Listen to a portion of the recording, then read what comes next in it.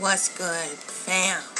This is Queen Common Sense coming back to you from the Chi-Town, holding it down. And this is really a response video to my big sis up here in the Midwest with me, Queenie, founder, the true terrorist. One love, sis. One family. One sisterhood. One unity. God damn it! I just watched your video. Personal opinion versus personal attacks. It's a big difference. I just got done watching that. You know I love you. I don't comment much, but I do keep up with you. And I don't do a lot of response videos and stuff like that. Only rarely, you know. But you real special to me here on YouTube. And you really speak my heart, you know, when you do certain videos like that, because I just had the same similar experience in the real world outside here, YouTube, and I wanted to respond, and some of the things I know you already realize, but I just want to share them with you from my side of the coin, since I watched your side of the coin. I love it. And I'm over here just bugging out because it's so amazing how, you know, people don't understand how the Midwest swing is, how we get down up here, you know, especially when you're born and raised up here and you go other places. It seems like, you know, especially the Chicagoland area, you know, whenever I tell people where I'm from, they're like, ooh, Chicago. It's something about a vibe that we carry, and the way we talk, and our you know, our fly, especially sisters, that kind of gives, you know, people a frequency that they kind of like, ooh, you know. So the one thing I wanted to touch on with that, what you discussed, is a lot of people don't understand that, you know, when if you're not from the ghetto, then don't ever go to the ghetto, because you gon' feel the ghetto and you might not want to come back. And that's how I feel also. Now, I was raised hood more so than ghetto. I kind of raised myself too, you know, and I can go presidential and Harvard and Ivy League, and I can get real gutter with it, and anywhere in between on that spectrum. And I'm with my other big sis, Tosh. Don't shoot on me, you know, because I'm very direct to the point, and I can think on the fly as well as prepare myself and ponder upon certain things.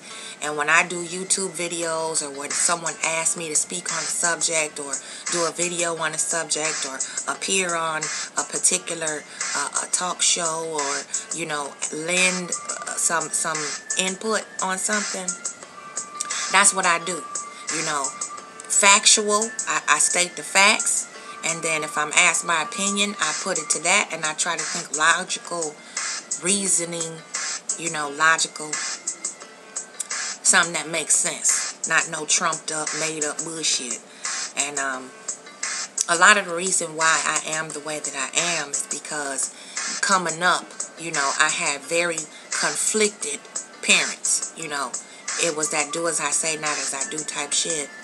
So I learned how to tell the truth and keep it real at a very young age. And I was the truth ambassador of my family. I otherwise known as the snitch, trick, tattletale, because I just couldn't go with a lie, you know. And I did my share of lying coming up. Now, all children do. We do. But as a woman, I realized that, you know, keeping it real just felt good to me. And I knew that there was character and honor in keeping it real. And with the way today's black women are, some of us, that's a rare commodity to have a sister keep it real all the way. And I feel you, big sis, you know, because it's one thing to come and discuss something with me or oppose views. And it's another thing to tell me I'm wrong in how I feel about a subject matter. You know, it's because I'm entitled to how I feel about it, just like anyone else. It's your prerogative to disagree, as you said, but I don't have to agree, and I don't have to edit, change, or eliminate how I feel, how I act, and how I express it in a certain way, just because another does not agree, or it doesn't sit well, or it ruffles a few feathers. You know, I believe Spirit Source sent me to this motherfucker to piss some people off. So, that's just me, though. You know, and I feel you, big sis, because I can't tell you how many people come at me on YouTube, Facebook, in real life. You know, well, you know, you're such a nice woman, and you, first of all, I'm not nice. I'm pleasant, I'm kind, and sweet, but I'm not nice. And, you know, it's a flavor that we have here up in the Midwest, sis, that we share. You know what I'm talking about. That we speak your language. We can speak fluently the language that you speak to us in. Now, I'm not saying it's just in the Midwest. It happens all over. I've met some real motherfuckers all over the globe now. But it's just it's a different twist. It's a different swing to the Midwest flavor. You feel what I'm saying? You come at me one way, I'm going to come at you the same damn way. And if you start some shit with me, I'm going to motherfucking finish it. You feel me? And like I said, don't should on me, on my page, on my video, on my opinion. Because it's goddamn mine. And sometimes people do that because, you know, they admire the strength that you have in doing that to people. And anybody can get it type way. It don't matter who it is, you know. And that's how I deal with my DNA is. Anybody can get it. And if you show me one side, I'm going to give you that same side of me and then some. Because I shut shit down when it comes to drama and bullshit and menial juvenile rants about what I should and shouldn't say and how I should talk this way and that, and it's not appropriate to do this and do that. I use cuss words as kind of like a punctuation within my, you know, soliloquies, diatribes, sermons, and so forth. You know, motherfuck that. You know what I'm saying? That's the exclamation point. God damn, that's the what? The question mark. You feel what I'm saying? So, I'm with you, sis. You know, don't attack me personally because you have nothing else better to come with, and your opinion or your comeback rebuttal is based solely on superficial bullshit, and there's no substance to your thought, rhyme, or reason to what you're saying. And you just probably mad that you didn't think of what the fuck I said first before I did. That's what I see in a lot of people who do that, sis, big sis. You know, they hear you and they listen to you and they love you, and you bring it 100,000%, and you put the hammer down on the truth. And a lot of people, they say they like the truth, they want the truth, and tell me the truth. Tell me the truth, sis. And then when you do, then like you said, they use that as a catalyst to go the fuck off. And you asked me, be honest, queen. And I said, okay. And I'm honest. And then they attack me versus the problem that they have and that they want me to be honest about. You know, I get that a lot, you know, among those motherfuckers who want free readings and shit and try to manipulate and maneuver around the conversation to try to get me to open up and start telling them about themselves without giving me a donation. Yeah, them motherfuckers. But this ain't about me. I'm saying personal attack versus personal opinion is two different things. Constructive criticism is just a backhanded way of trying to edit who the fuck you are. And a suggestion is totally different. Have you thought of, you know, this is the approach that I do, sis. Have you considered that approach? That's a suggestion. Criticism is, like I said, motherfucker trying to change you, and I don't like that either. And you know, I'm one to, you know, pretty much just give you a big fuck you. You know, you don't have to agree with me. You don't have to like me. You don't have to like what the fuck I say. But the majority of the ones who have that constructive criticism, you know, those are the majority of the ones who really are learning more from you than what they want to let on. Those are the ones who follow you the closest, watch you the most, and repeat, remix, and revise, and re-edit what the fuck you say and use it in their own personal way. They put their own spin on it and add their own flavor to it and parlay it into their own shit, you know, off the original.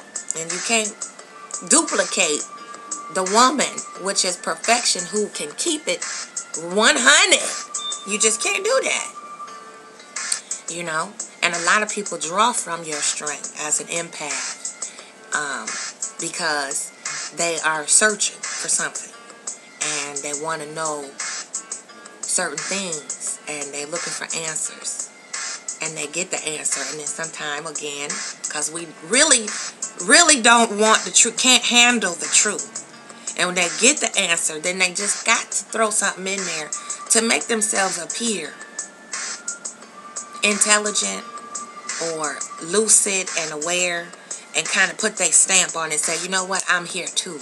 Notice me, and validate themselves that way. When in the scheme of things, at the end of the day, really don't give a good goddamn, you know, because they gonna do them, you gonna do you. So, I love that video though, sis. It was spot on 100 as usual. And I love the truth, even when it hurts. Because I don't want to lullaby with a lie. I want you to wake my ass up and keep me alert and on my toes with the truth. Because that's only protecting me and helping me and armoring me for the future, what's to come. Because I like to stay 5 to 10 steps ahead of the game, you know. I like to do my research, my homework, and have something ready, be the first one in class. You see what I'm saying? When my feet hit the floor, I want the motherfucking devil to say, God damn it, that bitch is up again. How the hell? See? That's, you know, yeah.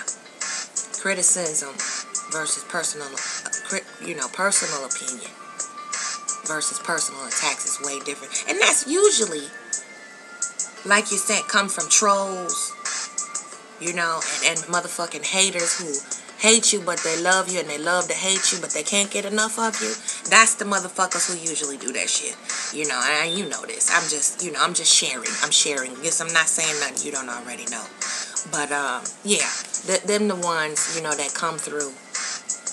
And, you know, they want to talk about, like you say, your hair, your clothes, what's in the background, if you got a little cup of coffee from in the morning sitting on the counter behind you. You know, they want to overinflate the shit because they want some attention. They want your attention, you know, and they want you to personally address them, because I notice in sadistic, twisted motherfuckers like that who are still searching for who they are, you know, and trying to grow into themselves and into their own power and what makes them tick, and figure out all their personalities. Because I got about 7.